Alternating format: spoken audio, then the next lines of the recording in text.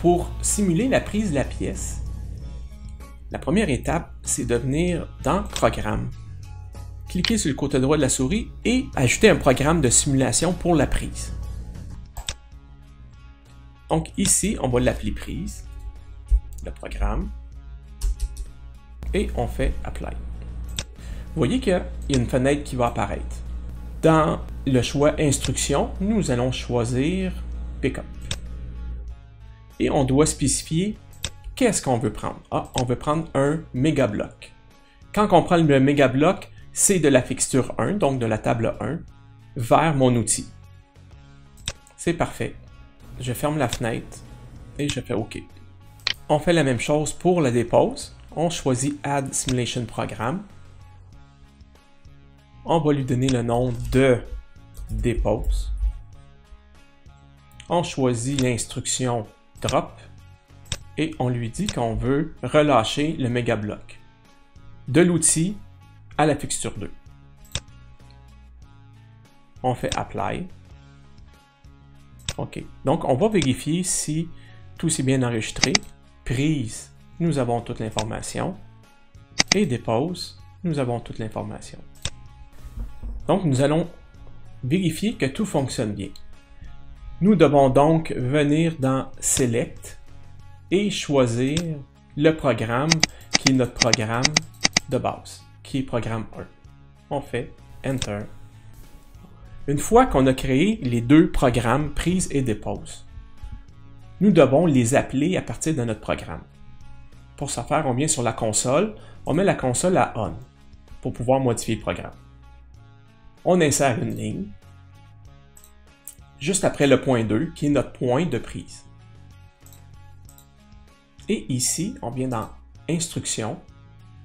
Vous voyez que le choix 6, c'est Call, donc avec les flèches, je m'en viens au choix 6. Je fais Enter, et je dis qu'on va appeler le programme prise. Et on doit faire la même chose avec la dépose. Après le point 4, on vient dans End Command. On insère une ligne et on fait un appel du programme dépose.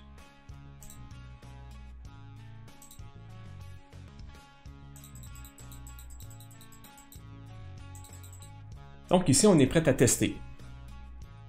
On remet la console à Off. Je me suis positionné sur la première ligne et je fais un Play sur le programme du robot. Je vais baisser un peu la vitesse.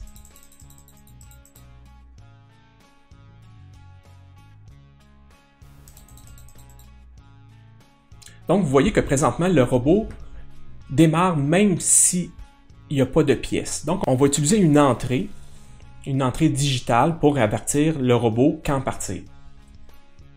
On arrête notre système. Donc, pour démarrer le robot, la séquence du robot, lorsqu'il y a une pièce, on doit venir sur la table. On clique 2 fois sur la table et on lui dit dans l'onglet Simulation que quand il va y avoir une pièce, on va mettre l'entrée digitale, donc le DI qui est Digital Input, à On. On vient dans Part pour avoir accès à Apply. Et avec ça, on peut venir après ça dans notre programme de robot. Donc, on met la console à On et on va lui dire, avant de démarrer, attends d'avoir Digital Input 1 à On. Donc, on vient dans Next, on insère une ligne juste avant de démarrer. 1, Enter. Et dans Instructions, on va chercher le 4e qui est Attendre, Wait. Et ici, on va y dire, attends que le Digital Input 1 soit égal à On. Donc, on choisit le Wait égal. On lui précise qu'on attend un Digital Input, le 1. Et on attend qu'il soit à On, qui est le deuxième choix. Donc, le robot va arrêter à cette ligne-là tant que le Digital Input 1 ne sera pas à On. Pour tester, on met la console à Off et on fait Play.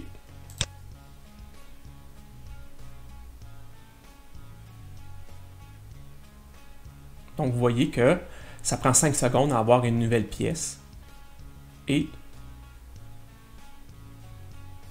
que lorsque la pièce apparaît, le robot démarre. J'arrête avec le point carré.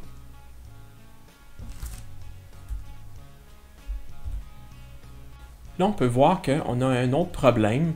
Quand le robot vient chercher la pièce change de sens. Donc, la pièce disparaît de la table de prise et apparaît à 90 degrés dans la main du robot.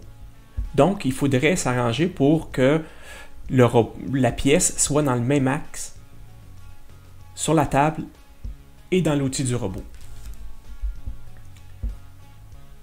Pour ça, on va faire rouler l'application à très basse vitesse.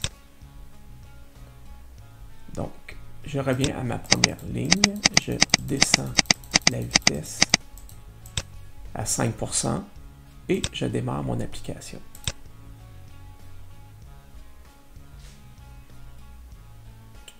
Ah, je vais la descendre de niveau à 1%.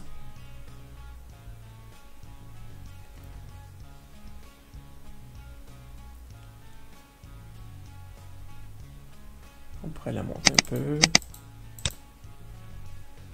On voit que quand il y a transfert, la pièce elle a été enregistrée avec une différence de 90 degrés. Même chose à la dépose. Donc, pour modifier ça, on va faire un arrêt sur le programme.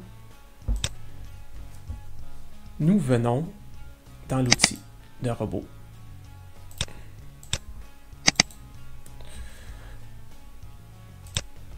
Donc, dans la pièce, on peut voir que les coordonnées apparaissent.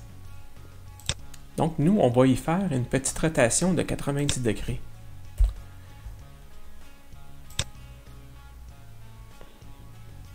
Au niveau de l'axe R, qui est l'axe de rotation autour du Z. L'axe Z étant l'axe qui descend. Donc, ça devrait tourner de 90 degrés sur l'axe Z. On va réessayer en se plaçant comme il faut.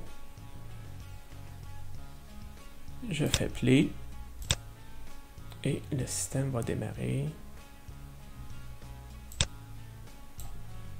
Donc, une nouvelle pièce va apparaître 5 secondes après. Donc, on voit que la modification a fonctionné.